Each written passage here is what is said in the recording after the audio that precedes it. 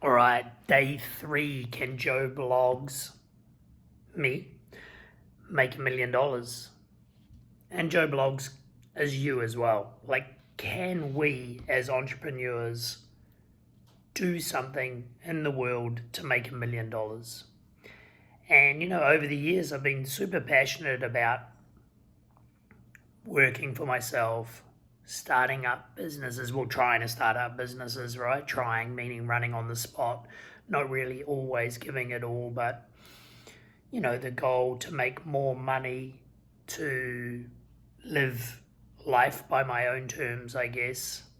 Why do we all do this? What is the goal? What are we trying to achieve? And we focus around that monetary value of making $1 million, but at the end of the day, really, most of us are probably wanting that freedom, that time freedom, whether it's not having to go to 9 to 5 job, wake up in the morning, get ready, work, finish work, eat, sleep, repeat, right?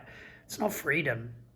It's not being able to do what we can in this short span of existence, right? Which is enjoy life, have fun, do things that we want to whenever we want to, and not have to worry about money or being able to afford to be able to do that along the way. So, I've always thought about chasing a dream, chasing a job, but really the more I think about it, or the more in depth I go into it, it's more about freedom, right? And I've always said, when 2 seconds, dog. Told you it was going to be live and uncut, right? The dog needed to go out. So, I remember when I first got into starting up my own first business, which was a CrossFit gym, and I remember saying to my wife, the goal is you'll never have to work again. And, lo and behold, really all I did was create another job for myself owning a business, and it was doing good. Don't get me wrong, like I did have more freedom for sure, but still an element of working in the business, not enough on the business. And maybe that would have changed over the years. I had my CrossFit gym for 5 years, 4.5. So, I believe that probably would have changed over time. But then what does that look like in scalability? Can I scale it? Can I open multiple gyms? When you're thinking about like making lots of money or millions or generational wealth, right? It's, 1, 2 gyms, probably not going to get there. Then you got to look at different strategies like, my favorite CrossFit, an affiliate system, maybe franchising, all those sorts of things. But anyway, I move away from it, like the whole thought process is that time freedom, telling Tanya that she was never going to have to work again, and then lo and behold telling her that she probably had to go back to work so we could do better in life, right? And since then, selling that gym because we moved around the world, I've been on the hunt of like what's next, right? I think I told you guys I did network marketing and I've done all sorts of online programs, but A, probably never stayed at something long enough. B, not found the thing that has worked for me yet. And C, just cracking the code to money.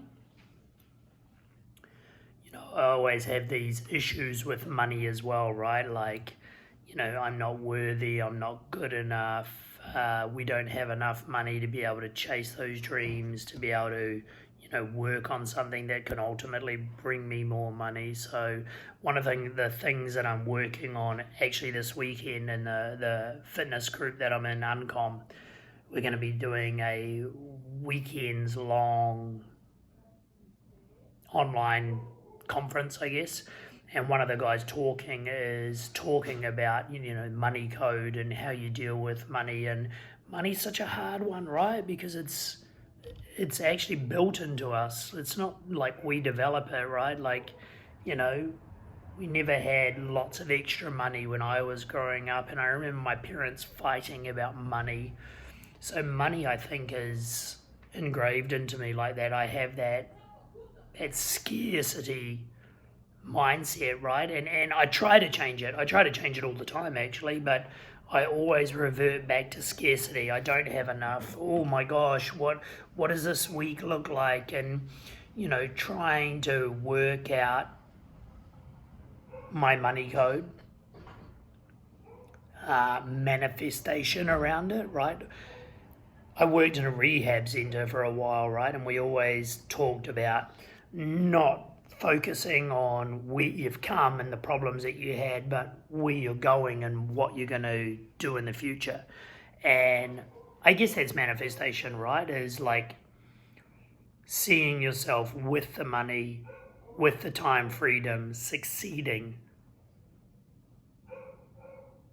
But it's a challenge, and it's something that I struggle with all the time. I keep reverting back to scarcity, scarcity, scarcity, scarcity.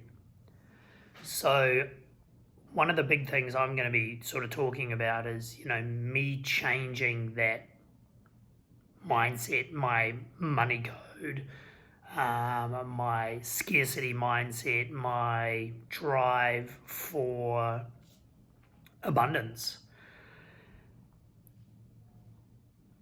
And out of interest, do you guys struggle with that? Do you find it hard? Like finding a business to roll with is fun and it's challenging, and then I think we talk ourselves out of it because A, it takes too long, or B, it's not bringing in enough money. I'm not the next Jeff Bezos, I'm not Mark Zuckerberg, whatever it is, right? Like, working that all out is part of the journey. And one of the things I think that you need to really work out is with making money is, it's got to be something that you're passionate about. And then money is a byproduct, right? So, I know you have to find a problem. You have to fix a problem in the world, right? Like you have to really realize that, this thing doesn't exist, or, I have this difficulties with this, and then you go out there and you find a solution for a problem, and that's a business, right? Whether it's a product or a service or whatever it is, you have to find something that's going to work in the world. But I don't know if you chase money. I think you chase that passion, that idea of fixing the problem, finding the solution, and then really diving into that. And, at the other end of it, money will come in abundance, especially if you're coming from a place of, what is the word I'm looking for? Coming from a place of, wellness, a place of brain's not working, a place of honesty, right? You're not doing it out of spite or manipulating people or tricking people. Sounds like I'm talking about crypto, but I'm not. So, yeah, I think what I'm working on at the moment with the newsletter solves a problem. It gets people information regularly, but I don't know if I'm actually solving a problem or finding a solution to a problem. I think I'm just trying to add something in the world that may be of value, and yet to really work that out. What are we? We are coming to the end of 3 weeks into the newsletter. And what that newsletter looks like, guys, is I started with about 8,500 people that I bought in. I imported from a keto lead generator that I had 8,500 emails. And I think we're down to about 7,500. So 1,000 people have actually left the email, which I thought would happen, right? Because they were keto diehard people. And this is not just keto, it's everything. So that was to be expected, but I thought that it would be better to come from a place of loads of people already in a newsletter receiving the emails from the get-go, because if they do find value in it, then they can recommend it to friends and family and grow from there. So I think we're down about 1,000, and organically we've grown, I think, about 60 or 70 people, which is pretty cool. And as you guys know, I'm sort of learning as we go. And I think one of the things that I need to do to be able to grow and learn is, Bob Proctor always talks about this, you need to be around people that are doing the same sort of stuff. You know, growing businesses, involved in businesses. You are the average of the top 5 people you hang out with, right? So I'm really contemplating that to A, get better for myself, and to B, provide you guys more value, is that I need to get around these people, meaning I need to start interviewing these people. So what are your thoughts? There you are. What are your thoughts? Who should I get in front of? Who should I talk to?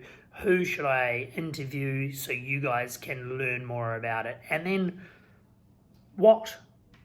Are we talking about SaaS? Are we talking about e-commerce? Are we talking about online coaching? Like, who do you guys want to learn from? I basically want to learn from everybody. There's so many people that I watch on YouTube that I learn little bits here and little bits there and little bit here and little bits there. So I need to get in front of these people. So by the end of this week, is Friday tomorrow, by Sunday I am going to promise to you guys that I'm going to reach out to 5 people. This is just starting, and I know my timeline. 5 people to see if I can interview them and get them on this channel. Finish with a win for the week. This YouTube channel is all about me. It's about me staying accountable and documenting this for myself. Hopefully it brings value for you guys. But 2 videos, 7 new subscribers. Whoa! Stoked. Celebrate those small wins. Anyway, guys, go get it. See you tomorrow.